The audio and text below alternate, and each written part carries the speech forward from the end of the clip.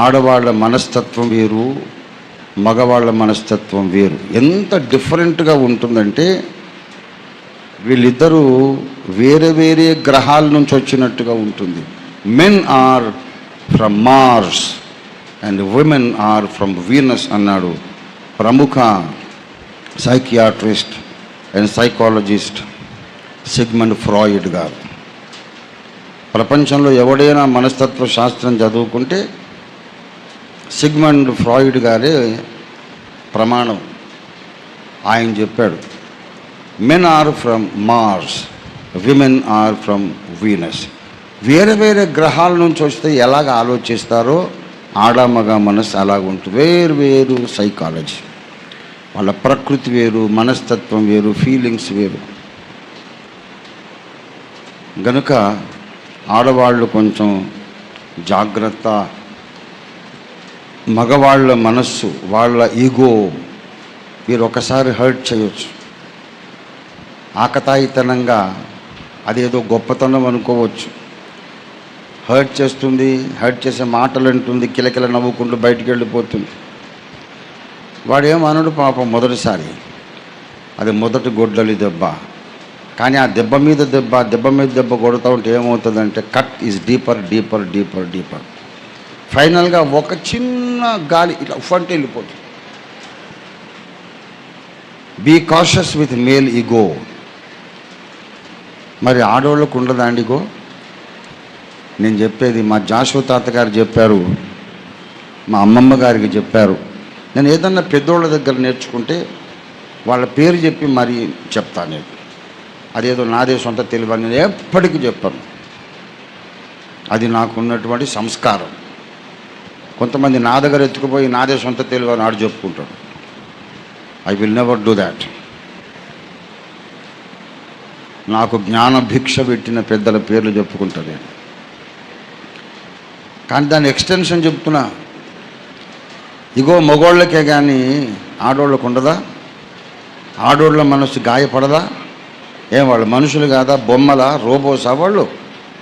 కనుక పురుషులారా, మీకు కూడా ఇది హెచ్చరిక. మీ భార్య ఎంతైనా ప్రేమ గలది కావచ్చు, అణకువ, సహనము, వినయము, విధేయత, సౌజన్యము కలిగిన అమృతమూర్తి కావచ్చు మీ భార్య. ఒకసారి ఆమె మనస్సు గాయపరుస్తావు, ఆమె ఏమనదు, చాటుకెళ్ళి కన్నీళ్ళు తుడుచుకుంటుంది. ఏమనటం లేదు కదా, నాది అప్పర్ హ్యాండ్ అనుకుంటావు. రెండోసారి గాయపరుస్తావు, మూడోసారి గాయపరుస్తావు. ఆమె మనస్సు అనే మర్రి చెట్టు కూడా, నీ కుటుంబం అనే మర్రి చెట్టు కూడా ఇంకా లోతైన కట్స్ అనుభవిస్తూ ఉంటుంది. ఆడవాళ్ళు కూడా అంతే. కొన్ని ఏండ్లు భరించి నా దగ్గరకు వస్తారు చాలామంది. ఒకరిద్దరు కాదండి. నాకు 68 ఏళ్ళు. నేను చేసిన పెళ్ళిళ్ళు 4000 పైచిలుకు. నిన్న మొన్నటువంటి కుర్రోనేం కాదుగా. నేను పెళ్లి చేసిన ప్రతి ఒక్కరికి నేను జీవితకాలం అటాచ్ అయి ఉంటా. అమ్మాయికి ఇబ్బంది వచ్చినా, అబ్బాయికి ఇబ్బంది వచ్చినా నేనే పూచి. ఇప్పుడు ఈ పెళ్లి చేస్తున్నానంటే వాళ్ళు కుదురుగా కాపురం చేసేటట్టు నాదే పూచి. అబ్బాయి అమ్మాయిని ప్రేమించాలి, నో చాయిస్. అమ్మాయి అబ్బాయికి లోపడాలి, ఇంకో చాయిస్ లేదు, దానికి నేనే పూచి. సజావుగా కాపురం చేసినంత కాలం మేము వాళ్ళ జోలికి రాము. తేడా వచ్చిందంటే అన్ని కూటాలు, అమెరికా కూటమైనా మానుకొని దిగుతాను నేను ఇక్కడ. ఏంటమ్మా, ఏంటి పరిస్థితి, జాగ్రత్త. అలాగ 1000 కుటుంబాలను చూసి నేను మాట్లాడుతున్నా. ఆడవాళ్ళు కూడా గాయపడుతున్నారండోయ్. చాలామంది భర్తలు తమ భార్య గాయపడుతుంది అనే ఆ గ్రహింపు లేకుండా వాళ్ళకు ఒక టైం ఇవ్వరు, ఒక మనిషిలాగా చూడరు. నా సాటి మనిషి అని ఆమెను గౌరవించరు. నా అవసరాలు తీర్చే మెషిన్, పిల్లల్ని కనే యంత్రం అనుకుంటారు. ఆమె గాయపడుతుంది, అమ్మ నాన్నలకు చెప్పుకుంటుంది. వాళ్ళు అంటారు, అమ్మ ఆడదంతేనమ్మా, భరించాలమ్మా, సహించాలమ్మా అని వాళ్ళు గొడ్డలు దెబ్బ కొడతారు. భర్త కొట్టాడు, అమ్మ నాన్న గొడ్డలు దెబ్బ కొట్టారు. పాస్టర్ దగ్గరికి వస్తే ఆయన ప్రాక్టికల్గా ఆలోచించడు. వాక్య ప్రకారం ఉండాలమ్మా, మన ఫీలింగ్స్ అవన్నీ కాదు, నువ్వు దేవుని వాక్యానికి లోబడమ, వీడో దెబ్బ కొడతాడు. ఆడ కూతురు ఏం చేస్తుంది? అమ్మ లోపడమన్నది, నాన్న లోపడమన్నాడు, అయ్యగారు పాస్టర్ గారు లోపడమన్నారు, అత్తగారు అది చెప్పారు, ఒంటరిది అయిపోతుంది. ఈ పురుషుడు మాత్రం ఆమెను అనుదినం గాయపరుస్తూనే ఉంటాడు. గాయపరచడమే కానీ బుజ్జగించడం రాదు, గాయపరచడమే కానీ ప్రేమగా ఆదరించడం, ఓదార్చడం రాదు, కన్నీళ్లు తొడవటం రాదు. అలాంటి భర్తతో ఆమె కాపురం చేసి చేసి చేసి చాలామంది నా దగ్గరికి వచ్చారు.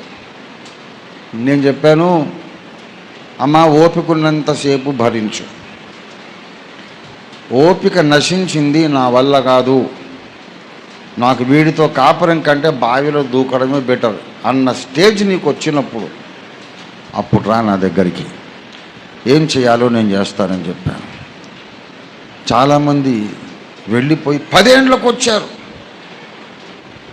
10 సంవత్సరాలకు వచ్చారు. అయ్యా ఇక నా వల్ల కాదు, నేను చచ్చిపోతాను, అతనితో నేను కలిసి 1 గంట కూడా ఉండలేను, 1 దినం కాదు అని చెప్పి వల్ల ఏడ్చారు. సరే వాళ్ళని తీసుకెళ్ళి మహిళా కోర్టుకు అప్పగించాను. జరగాల్సినటువంటి ఘోరమైన కార్యం, కాపురం కూలిపోయింది. అందరూ ఆమెను అంటున్నారు, ఏమమ్మా అంత చిన్న మాటకే వదిలేయాలా, అంత చిన్న మాటకే కాపురం కూల్చుకోవాలా అంటే నేను చెప్పాను, ఆ లేడీ అడ్వకేట్కి చెప్పా, జడ్జి గారికి చెప్పా, మేడం ఒక చిన్న మాట కాదు, అదే పనిగా దెబ్బ మీద దెబ్బ గొడ్డలు కొట్టినట్టు అంతకంతకు cut, deeper and deeper, deeper and deeper cut అయ్యేటట్టు. ఆమె 10 సంవత్సరాల బట్టి అనుభవించిన గాయాలు నాకు తెలుసు. నేను కౌన్సిలింగ్ ఇచ్చాను, కానీ ఆమె నా వల్ల కాదండి. వీళ్ళారా, పురుషుడైనా స్త్రీ అయినా శరీర ప్రకృతి వేరు, మానసిక వాతావరణం ప్రకృతి వేరై ఉండొచ్చు, కానీ హృదయము గాయపడడం మాత్రం ఎవరికైనా ఒక్కటే, ఆడవాళ్ళైనా మగవాళ్ళైనా. నువ్వు అదే పనిగా గాయపరుస్తుంటే ఒకసారి చిన్న దెబ్బకే పెళ్ళుమని మహావృక్షం కూలిపోతుంది. గనక నేటి పెళ్లి కూతురు, ఆల్రెడీ పెళ్ళైన తల్లులు ఉన్నారు, మీకు కూడా చెప్తున్నా, మీ భర్తతో మీరు జ్ఞానము చొప్పున ప్రవర్తించండి, భర్తను తృణీకరించకండి, అవమానించకండి. ఏడిసావు పోరా, పెద్ద మగోడు వచ్చావు పెద్ద అన్నది ఒక ఆమె. ఏంటి అట్లాంటి మాటలు అనొచ్చా? భార్య భర్తను పట్టుకొని ఏడుసావు పోరా పెద్ద మగోడువా అని అన్నది. అంటే ఆయన ఏమన్నాడు తెలుసా? ఒక్క మాట, మరి ఎవడు ఏ మగోడు అన్నాడు. అయిపోలా, సిగ్గుపోలా. కాబట్టి ఆడోళ్ళు నోరు జాగ్రత్త, పురుషునితో గౌరవంగా మాట్లాడండి. ఆడవాళ్ళు మీకు నమస్కారం, మీరు మహారాణి కావాలనుకుంటున్నారా అని అడిగితే కాదనే వాళ్ళు ఎవరు? మీరు ఒక రాణి కావాలనుకుంటున్నారా అంటే వద్దనే ఆడవాళ్ళు ఎవరు? అవునండి నన్ను రాణిని చెయ్యండి, నన్ను రాణిని చేయండి. అవునండి మీరు రాణి అయిపోతారు. సింపుల్గా ఒక దారి ఉంది, నీ భర్తను నువ్వు రాజుని చెయ్యి. నువ్వు నీ భర్తను రాజును చేస్తే ఆటోమేటిక్గా నువ్వు రాణివైపోతావు. అలాగే భర్త గారు కూడా నీ భార్యను నువ్వు ఒక మహారాణిగా గౌరవిస్తే ఆటోమేటిక్గా నువ్వు రాజు అయిపోతావు. Let us try to respect our life partner. సమాజంలో అందరినీ గౌరవిస్తాము, ఆఫీసులో కలిసి పనిచేసే వాళ్ళను, సమాజంలో ఇరుగు పొరుగు వాళ్ళని అందరినీ గౌరవిస్తాము. తాళిగట్టినోని ఎందుకు గౌరవించలేము? మనము తాళిగట్టిన స్త్రీని ఎందుకు గౌరవించలేము? అలుసా, నా ఇంట్లోకి వచ్చి ఉంటున్నాడు కదా, ఇంకా వాడికి వేరే దిక్కు లేదు, ఫుట్బాల్ ఆడేసి వచ్చాను అలుసా. చెట్టు మెల్లిమెల్లిగా కట్ అవుతుంది, జాగ్రత్త. ఎప్పుడో ఒకసారి పెళ్ళుమని కూలిపోతుంది. సమాజానికి, యావత్తు సమాజానికి ఇది దేవుడు చెప్పిన పాఠం. ప్రియమిత్రులారా, ప్రసంగం అయిపోయింది, ఒక్క మాట చెప్పాలి, లేకపోతే అన్యాయం అయిపోతుంది. ఇన్ని మాటలు విన్నాక ఎంత హితోపదేశాన్నైనా సైతాను వాడుకుంటాడు. ఎంత మంచి ఆరోగ్యకరమైన బోధనైనా సైతాను వాడుకుంటాడు. ఇప్పుడు ఎవరైనా విడాకుల కొరకు పరిగెత్తే వాళ్ళకి ఇది మంచి అవకాశం. ఓఫీర్ గారు అంత రోజు చెప్పాడండి, ఏండ్ల తరబడి పదునైన గొడ్డలితో కొట్టి కొట్టి కొట్టి ఆ కట్ అనేది, ఘాటు అనే దాన్ని ఇంకా లోతైన ఘాటు లోతైన ఘాటు లోతైన ఘాటుగా కొట్టినట్టు, ఒకనాటికి ఒక చిన్న దెబ్బకే పెళ్ళిన కూలిపోయినట్టు ఇప్పుడు నా మనస్సు కూడా విరిగిపోయిందండి. నాకు ఈ భార్య వద్దు, నాకు ఈ భర్త వద్దు అని వెళ్ళడానికి ఓఫీర్ గారే చెప్పారండి. మరి నేను ఆ స్టేజ్ రీచ్ అయ్యాను, ఆ స్టేజ్ నేను రీచ్ అయ్యాను అని సమర్థించుకోవడానికి ఇప్పుడు నేను చేసిన ప్రసంగాన్ని వాడుకుంటారు, వాడుకోమని సాతాను ప్రేరేపిస్తాడు. నాకు తెలుసు కదా ఆ పనికి మాలినోడికి, అందుకే నేను మొగుడిని. మంచి మాటలు వాడుకొని నాశనం కలిగిస్తాడు ఆ పనికి మాలిన పిచ్చి కుక్క. వాడు లూసిఫర్. వాడి పప్పులు ఉడకవు, ఏసై దగ్గర ఉడకవు, నా దగ్గర ఉడకవు. నేను మంచి మాట చెప్పాను, పదునైన గొడ్డలితో పదే పదే గాయం చేయటం మానేయండి. అలాగైతే ఎప్పటికైనా కాపురం పెళ్ళుమని కూలిపోతుంది, అంతవరకే తీసుకోవాలి. నేను ఇప్పటికే చాలా గాయపడి ఉన్నాను, let me say good bye to my life partner అనుకోవద్దు. ఎందుకో తెలుసా, ఇప్పుడు ముక్తాయింపిస్తున్నాను నేను ప్రసంగానికి. ఒకవేళ నీ మనస్సు పూర్తిగా గాయపడి విరిగిపోయినా, వింటున్నావా సోదరుడా సోదరి? ఇక్కడ చాలామంది, నేను సేవ మొదలుపెట్టినప్పుడు ఇంకా పుట్టలేని వాళ్ళు కూడా చాలామంది ఉన్నారు, నా పిల్లలతో సమానం. వినండి, జాగ్రత్తగా గుర్తుపెట్టుకోండి. ఒకవేళ నీ మనస్సు పదే పదే గాయపడి గాయపడి గాయపడి గాయపడి పెళ్ళుమని విరిగిపోయింది, మర్రి వృక్షం, మహావట వృక్షం కూలిపోయింది, కాబట్టి ఐఎమ్ టోటల్లీ జస్టిఫైడ్, ఇక నాకు ఈమె అక్కర్లేదు, నాకు ఇతడు అక్కర్లేదు అనుకోవడంలో నేను జస్టిఫైడ్ అని నీవు అనుకోవడానికి వీల్లేదు. ఎందుకో తెలుసా, అలాగూ మొద్దుగా మిగిలిపోయిన వృక్షపు మొదట్లో నుండి చిగురు పుట్టించేవాడు మన దేవుడైన యేసయ్య. దేవునికి స్తోత్రం కలుగును గాక. యెషయా ప్రవచన గ్రంథం 11వ అధ్యాయము దయచేసి మొదటి వచనం చూడండి. ఎవరైనా చదివి సహాయం చేయండి. యెషయా ప్రవచన గ్రంథం 11:1. యెషయి మొద్దు నుండి చిగురు పుట్టును, వాని వేరుల నుండి అంకురము ఎదిగి ఫలించును. యెషయా గ్రంథము 6వ అధ్యాయము ఆఖరి వచనం 13వ వచనం. దానిలో 10వ భాగము మాత్రము విడవబడినను అదియును నాశనమగును.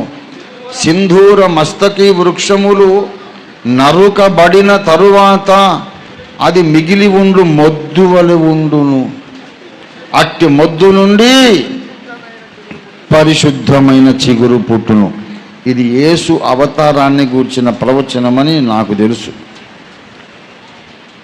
ఒక్క యేసును గూర్చి మాత్రమే కాదు, ఇక్కడ ఇశ్రాయేలు జనాంగం నరకబడిన మొద్దు. 11వ అధ్యాయంలో యెషయి వంశం నరకబడిన మొద్దు. నరకబడిన మొద్దు నుండి రక్షకుడు వచ్చాడు.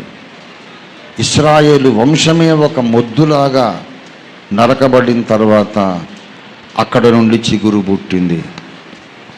ఇశ్రాయేలు వంశానికే ఒక చిగురును పుట్టించిన దేవుడు ఎన్నో దెబ్బలు తిని విరిగిపోయిన నీ మనస్సులో ఓ చిగురు పుట్టించలేడా? దేవునికి సాధ్యం కాదా? ప్రియమైన దేవుని బిడ్డ ఆలోచించుకోవాలి. నీవు జాగ్రత్తగా ఉండు. అమ్మాయి నువ్వు జాగ్రత్తగా ఉండని చెప్పడానికి ఆ కథ చెప్పాను, కానీ ఇంకా నో యూజ్ అండ్ అవసరం లేదండి, ఇక ప్రయోజనం లేదు, నా వల్ల కాదు అని చేతులు ఎత్తేసేయడానికి కాదు. మొత్తం చేతులు ఎత్తేసిన ఒక మొద్దుగా మిగిలిపోయినా సరే మళ్ళా నిన్ను ఒక మహావృక్షంగా దేవుడు చేస్తాడు. మీలో ప్రేమను మొలకెత్తిస్తాడు, మీలో విధేయతను మొలకెత్తిస్తాడు. పాడుబడిపోయిన అడవి లాంటి మీ కుటుంబాన్ని ఒకవేళ ఎవరైనా అలాంటి వాళ్ళు ఉంటే, దూరము నుండి ఇంటర్నెట్లో వింటూ ఉంటే, పాడుబడ్డ అడవిలాగా నీ కుటుంబ జీవితం ఒకవేళ ఉంటే, దాన్ని కూడా అందమైన ఉద్యానవనంగా చేయగలిగిన సర్వశక్తి గల దేవుడే మన యేసయ్య. దేవునికి స్తోత్రం కలుగునుగాక. So be careful. కాపురం చక్కగా కొనసాగాలంటే రెండు విషయాలు. పురుషునికి జ్ఞానం ఉండాలి, స్త్రీకి కూడా జ్ఞానం ఉండాలి. ఒకరినొకరు గాయపరుచుకోవద్దు, గౌరవించుకోవాలి. సరే ఆ తెలివి లేదనుకో, వాడు తెలివి తక్కువడే, ఆమె తెలివి తక్కువదే, ఇష్టానుసారంగా వాడు మాట్లాడుతున్నాడు, ఈమె మాట్లాడుతుంది, కట్ కట్ అవుతూ ఉంది. ఫిర్ భీ కోయి బాత్ నహీ. మీరు ఎంత డ్యామేజ్ చేసుకున్నా దాన్ని మరలా పూడ్చి ఒక అందమైన వృక్షంగా మీ కుటుంబాన్ని చేయగలిగిన శక్తిమంతుడు యేసయ్య. ప్రతిరోజు ఉదయాన్నే ఇద్దరు కలిసి ప్రార్థన చేయండి, ప్రతిరోజు సాయంకాలం ఇద్దరు మోకరించి ప్రార్థన చేయండి. ఆ కట్స్ అన్నిటిని దేవుడు పూర్తి చేస్తాడు. పాడైపోయిన స్థలములను బాగు చేయువాడు గనక ఈ కడవరి దినాలలో కుటుంబ వ్యవస్థ చాలా బలహీన పడిపోతూ ఉంది. చాలా బాధేస్తుంది, చాలా బాధేస్తుంది. బాధ్యత లేకుండా ప్రవర్తిస్తున్నారు. ఇటు మగవాళ్ళు అంతే, ఆడవాళ్ళు అంతే. సమాజానికి ఇది పాఠం. కుటుంబ వ్యవస్థ నిలబడితేనే మనకు దేశానికి ప్రయోజనకరమైన వ్యక్తులు దొరుకుతారు. లోకరీతిగా చూస్తే మహాత్మా గాంధీ గారు, బాబాసాహెబ్ అంబేద్కర్ లాంటి ప్రయోజనకరమైన వ్యక్తులు కావాలంటే కుటుంబం బాగుండాలి. ఆధ్యాత్మికంగా చూస్తే సమూయేలు ప్రవక్త, మోషే ప్రవక్త, తీతు, తిమోతి, పౌలు లాంటి భక్తులు కావాలంటే కుటుంబం బాగుండాలి. కుటుంబ వ్యవస్థ కూలిపోతే సమాజమే చిన్నాభిన్నమైపోతుంది. కాబట్టి కుటుంబాన్ని కాపాడుకుందాం. జ్ఞానము కలిగి మగవాళ్ళు ప్రవర్తించాలి, ఆడవాళ్ళు ప్రవర్తించాలి. ఆది వివాహకర్త అయిన యేసునాథుని ఆశీస్సులతో ప్రతి ఇల్లు భూమి మీద ఒక చిన్న స్వర్గం కావాలి. ఒకటే తిరుమంత్రం, ఒకటే శ్రేష్టమైన మంత్రం. ప్రేమించమని చెప్పిన యేసయ్య, లోబడండి అని చెప్పిన యేసయ్య. ప్రేమించటానికి, లోబడ్డానికి ఆయనే శక్తినిస్తాడు. పురుషుడు అడగాలి, యేసయ్య భార్యను ప్రేమించమన్నావు కదా, ప్రేమించడానికి నాకు శక్తి దయచేయి.